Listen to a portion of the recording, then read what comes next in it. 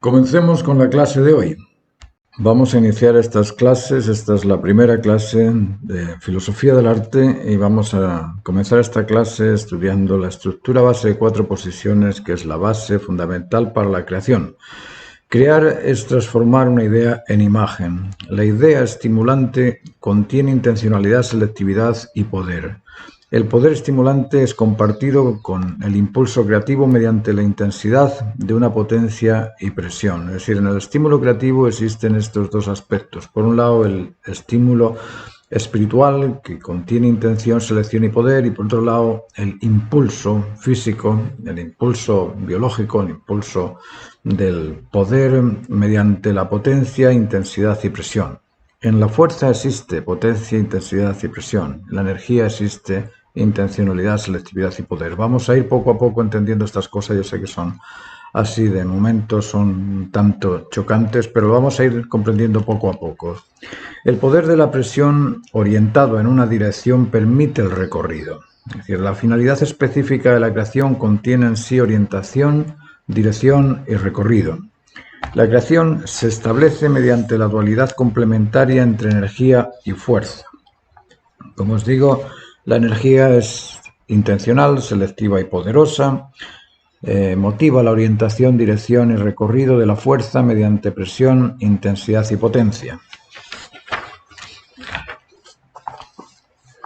Vamos a hablar de los justificativos de estas cosas, de por qué digo yo que la intencionalidad, selectividad y poder es parte de la energía y que la presión, intensidad y potencia es parte de la física o de la fuerza.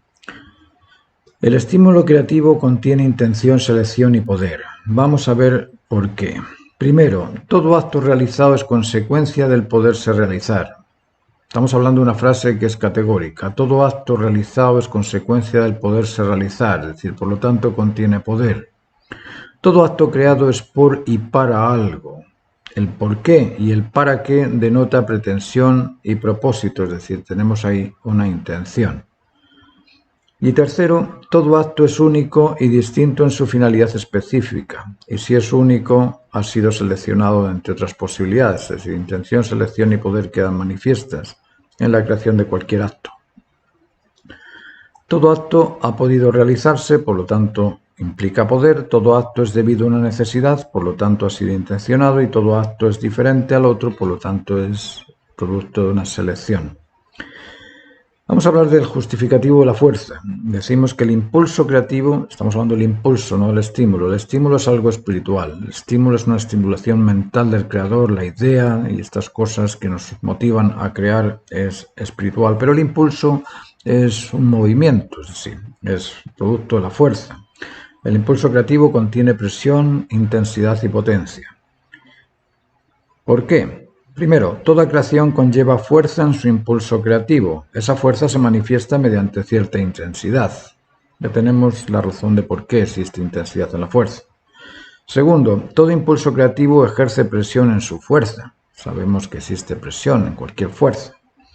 Y tercero, toda presión se debe a la potencia de su fuerza ejercida. Y toda presión se debe a la potencia de esa fuerza ejercida. Ya tenemos los tres aspectos: potencia, intensidad y presión en el impulso, es decir, en la fuerza motriz que nos permite crear. Hay otro justificativo que es el tiempo, el espacio y la distancia que se obtiene al presionar la potencia en una intensidad. Cuando la potencia es presionada en una intensidad, se crea distancia entre el origen y lo originado, entre el autor y la obra, entre sujeto y objeto. Tiempo es la distancia entre una causa y su efecto, y espacio es la distancia entre un sujeto y un objeto. Por lo tanto, en el impulso creativo, en esa presión ejercida por la fuerza para crear algo, se establecen tiempo y espacio. La distancia entre un sujeto y un objeto es únicamente espacio. Se traduce en extensión, largo o corto. La distancia entre una causa y consecuencia creativa es tiempo. Luego, el proceso de sucesión consecutiva implica una razón por y una razón para el progreso de su conquista dentro del tiempo y del espacio. Causa y efecto provocan una distancia en tiempo entre lo pretendido y conquistado, y entre la causa y la consecuencia, entre el sujeto y el objeto, se establecen también estos aspectos del espacio. Luego, toda necesidad se justifica en el valor que la satisface. Toda necesidad se justifica en el valor que la satisface. Eso es importante, pensarlo y comprenderlo.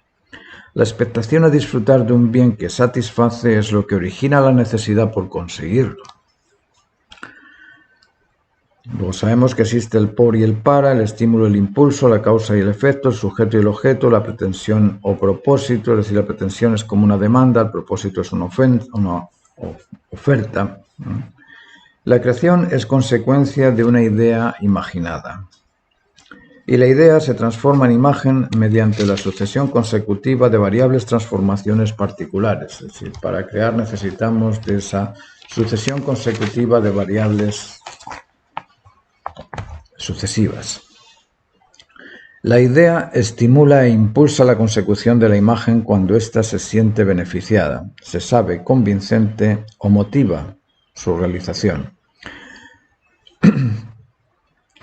Para poder crear, el sujeto debe ser prudente, firme y templado. Estas virtudes son importantes de comprenderlas y desarrollarlas en el proceso creativo porque son en sí las que nos permiten realizar obras de calidad. La causa, cuando agrada, convence o beneficia, motiva. Y eso es lo que debemos hacer con nuestra prudencia. La prudencia es el servidor custodio de la opción válida. Y el ser prudente en la elección de alternativas válidas para todos garantiza que después eso que es válido para todos no perjudique nunca nada. Luego, la elección que beneficia siempre a todo no perjudica nunca nada. El sujeto debe ser firme en la consecución de aquella pretensión. El sujeto creativo ha de ser firme en la fidelidad y lealtad a la consecución de la imagen o a la consecución de la idea transformada en imagen. Y debe ser templado ante las diferencias, ante los accidentes, ante los errores que puedan surgir en el camino. Templado ante las diferencias que encuentre en el proceso. Eso es importante para poder superar las frustraciones. La templanza nos permite superar las frustraciones. La prudencia se desarrolla evaluando las consecuencias de las alternativas a elegir. Es decir, cuando nosotros nos sentamos a pensar, bueno, ¿qué es lo que pretendo hacer? ¿Qué consecuencias van a derivar de eso que pretendo hacer? ¿Qué voy a lograr con aquello que inicio? Esa actitud prudente nos permite discernir entre lo bueno y lo mejor y elegir aquello que beneficia siempre a todos por sobre aquello que beneficia solo al autor en particular. Aquel autor que realiza la obra para sí mismo va a tener un solo apreciador, sí mismo. Aquel autor que hace obras para la humanidad va a tener a la humanidad como apreciador de sus obras. Luego, la prudencia se desarrolla evaluando las consecuencias de las alternativas a elegir. La firmeza se desarrolla terminando aquello que se inicia. En esa rutina de terminar, si estoy alimentándome, lavar los platos, secarlos y guardarlos en el armario. Si estoy levantándome de la cama, hacer la cama, terminar de poner todas las cosas en su sitio. Si estoy haciendo un cuadro, empezar el cuadro y terminar el cuadro, no dejarlo a medias. Esa firmeza nos ayuda a desarrollar el carácter, a desarrollar ese convencimiento, esa firmeza, esa determinación y compromiso a lo que estamos realizando. Y la templanza se desarrolla superando las frustraciones. La frustración es un error. Del error no se aprende nada. Lo único que aprendes del error es que no debes repetirlo. Imaginaos a alguien que quiere pintar una obra mediante errores. Pues no lo va a pintar. El error no enseña. Del error no se aprende absolutamente nada más que aquello. No debes repetirlo porque es un error, es un accidente, es algo que no te sirve. Luego, la templanza se desarrolla superando estas frustraciones. Ejercita la evaluación de alternativas durante 7 días. Hazte ese ejercicio durante 7 días de si aquellas alternativas que estás tomando realmente son válidas para todos, si te benefician a ti y a los demás, si son dignas de tomar o son simplemente alternativas que no convienen. Ejercita también la determinación a terminar aquello que inicies. Durante 7 días trata de eso, de levantarte y hacer la cama antes de meterte en la ducha, después dejar la ropa en su sitio, si hay ropa sucia dejarlo en el canasto o en la lavadora o donde lo vayas a dejar, hacerte el desayuno, lávate la taza, sécala, guárdala en el armario. Si vas al trabajo, cumple con la labor que tengas que hacer en el trabajo, finalízala, no la dejes a medias. Si tienes algún tipo de compromisos, cumple esos compromisos, es decir, ejercita esa terminación de lo que inicias durante 7 días para ver el resultado. Y ejercita también la superación de frustraciones. Durante 7 días comparte tu experiencia con aquellas personas que han superado frustraciones, ve de qué forma lo han hecho, adquiere la manera de hacerlo y siente ese sentirse superior al error, sentirse superior a las diferencias, sentirse capaz de coordinar, cooperar, colaborar, coincidir, terminar aquello que has pretendido y que por alguna razón el accidente te distancia de aquella consecuencia a lograr. Así es que ten esta clase como ejercicio para poder ir desarrollando estas virtudes de la prudencia, firmeza y templanza. Espero que esta clase haya sido de interés. Nos vemos en la próxima.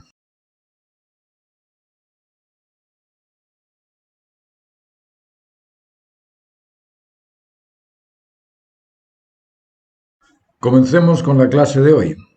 Decíamos que la creación es realizada por un autor, pero ese autor no es el originario de la creación, es decir, aquel que origina la creación es el valor, es esa necesidad que espera ser satisfecha en el cumplimiento del deber de realizarse. Luego la creación es en todo caso motivada por la expectación a disfrutar de lo creado. Consecuentemente, el origen de la creación es el valor. Lo pleno, lo justo, lo beneficioso, lo agradable, aquello que nosotros queremos que nos beneficie, es lo que origina el acto creativo mediante un autor, y ese autor es el sujeto creativo.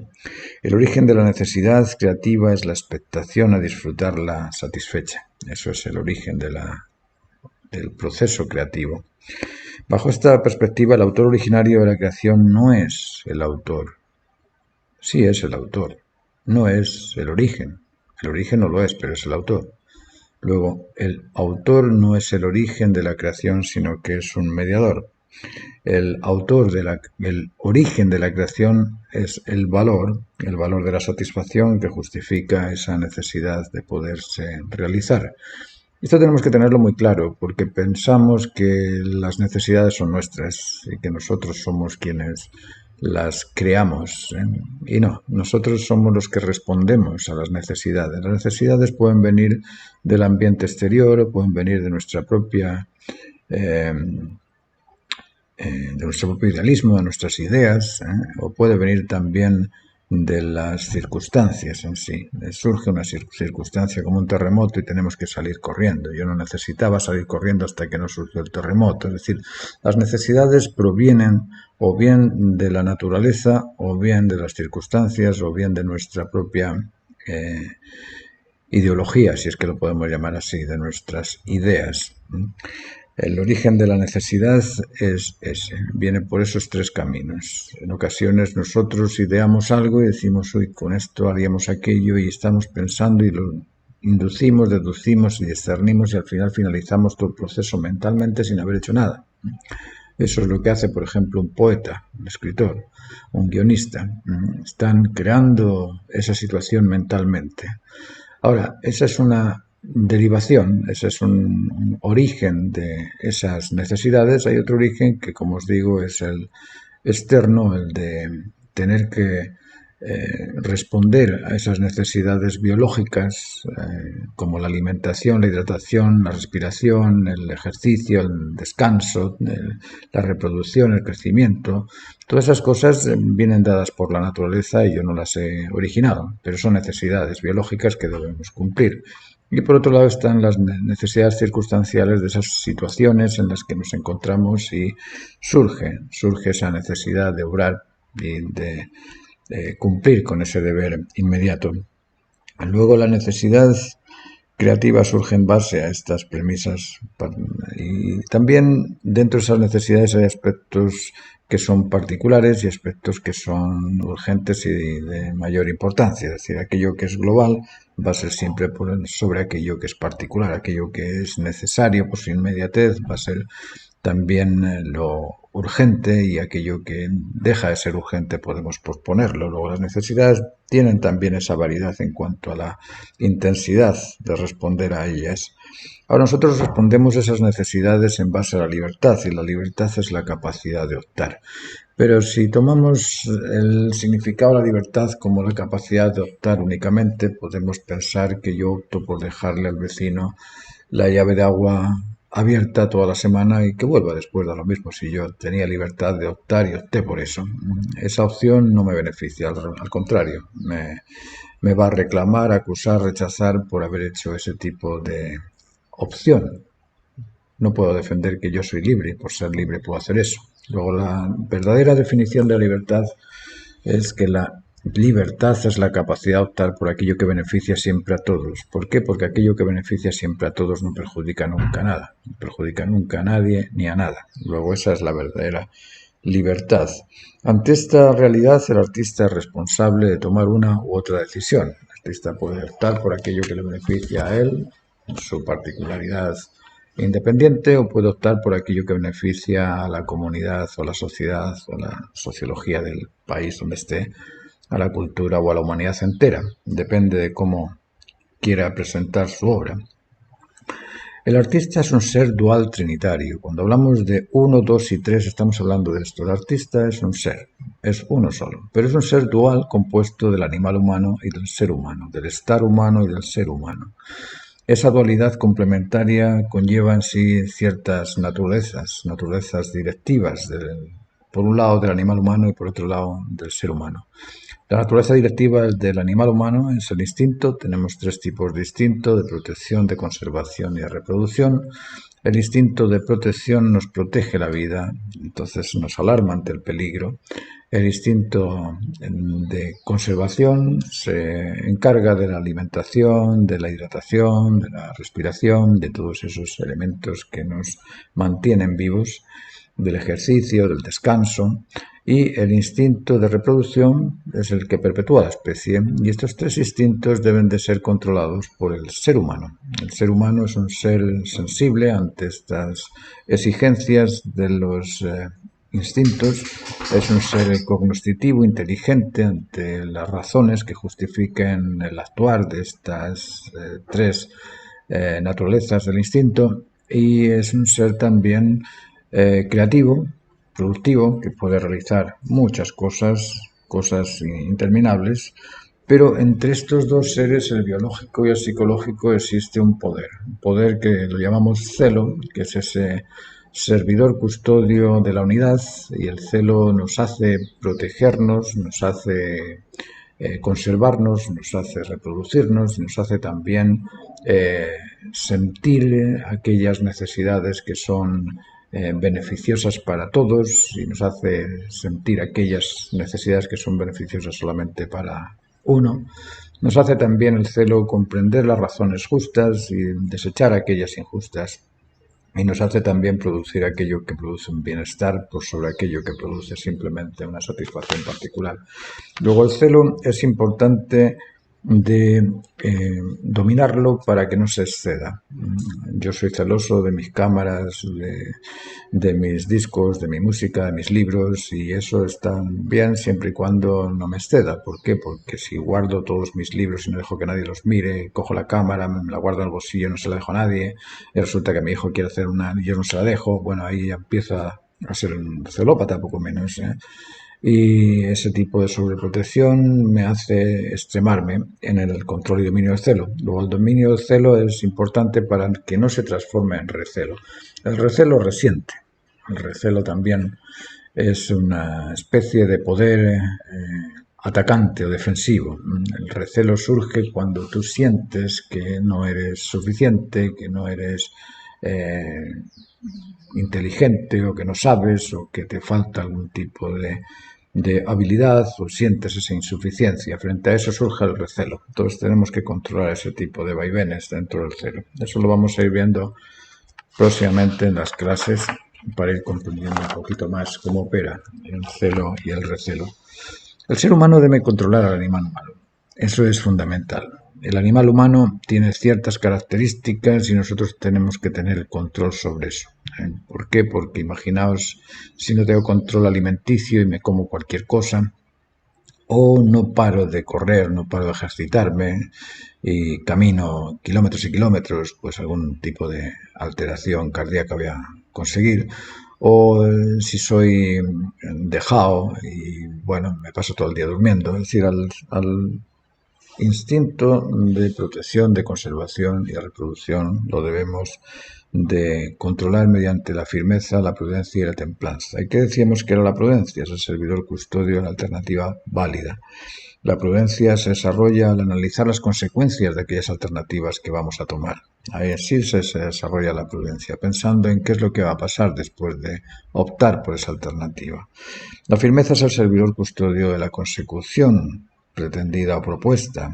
Luego la firmeza se desarrolla terminando aquello que se inicia, terminando de hacer la cama, terminando de lavar los platos, terminando de hacer el trabajo. De esa forma vamos desarrollando esa firmeza, ese compromiso y determinación que tenemos que tener para poder crear obras de arte.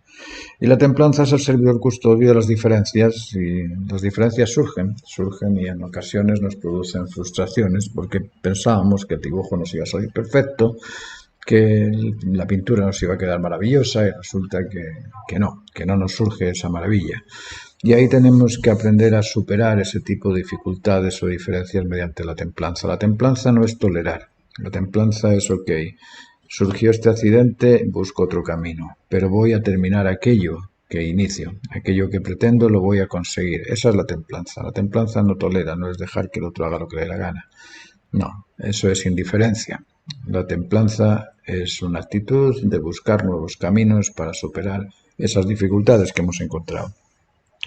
Luego, el ser humano debe controlar los apetitos del instinto de protección, de conservación y de reproducción. Y el instinto de protección es el servidor custodio de la vida y responde con un tipo de alarma que es curioso de conocer y de comprender. El instinto de protección responde con tensión emocional y esa tensión emocional viene determinada por la ansiedad por querer salir de ese peligro y huir, o por la angustia cuando ya no se ve salida alguna. La angustia es una actitud, es una sensación que surge frente a la actitud de impotencia, de incapacidad, de ya no puedo, estoy en ese problema, se me quemó la casa y tengo una deuda tremenda y cómo pago esa deuda si no tengo trabajo, pues se me quemó la casa donde yo trabajaba. Es decir, ese tipo de actitudes de encierro donde no ves salida producen esa sensación de angustia.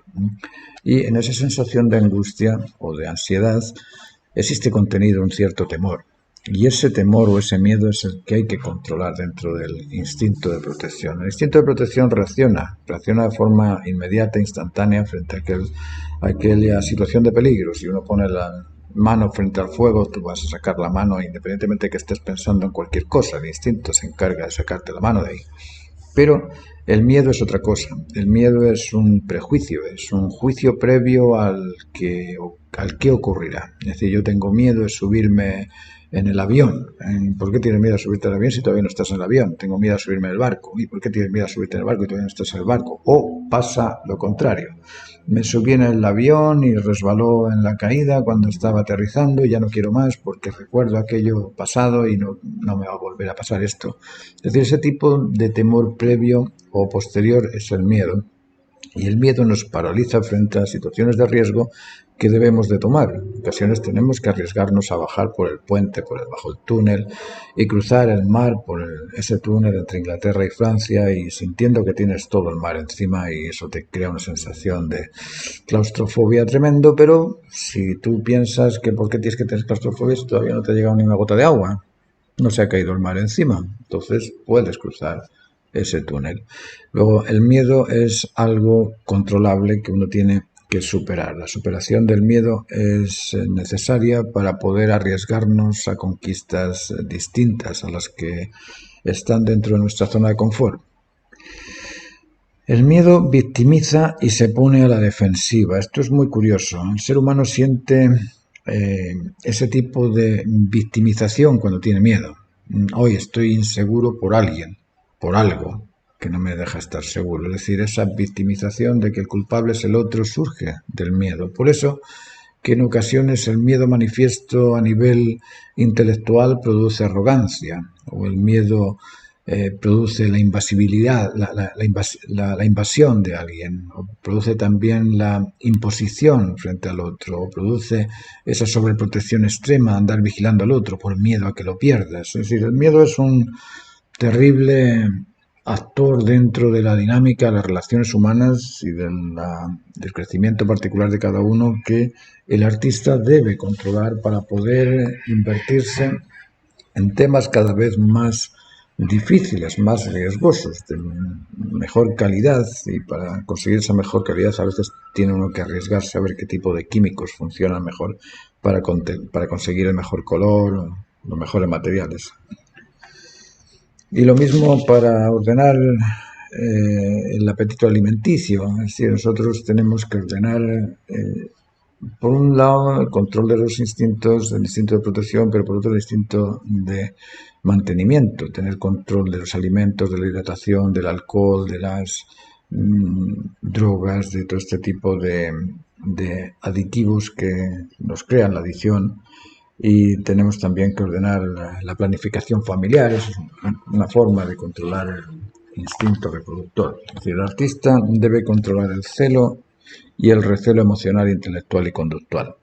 El celo emocional se manifiesta mediante la conducta o comportamiento sobreprotector, o en su extremo opuesto mediante la indiferencia. Es decir, ese celo emocional que busca el vínculo, que busca el cariño, que busca la conexión entre hermanos, primos, familiares, maridos, esposas, padres, hijos. Ese tipo de vínculo, cuando se excede, pues puede terminar en eso, en la sobreprotección o en la indiferencia. Si se excede hacia un lado, sobreprotector porque lo quiere mucho, y para el otro lado indiferente porque todo el día le da lo mismo.